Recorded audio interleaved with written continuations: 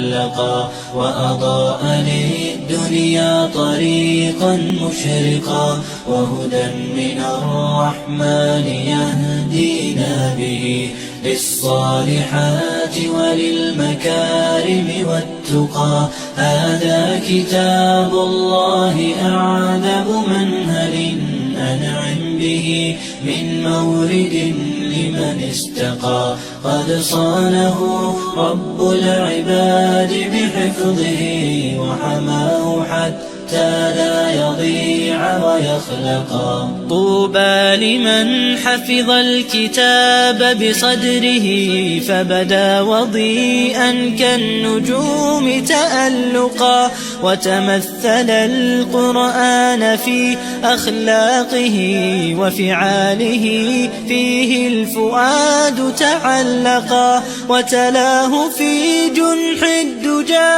متدبرا والدمع من بين الجفون ترقرقا. هذه صفات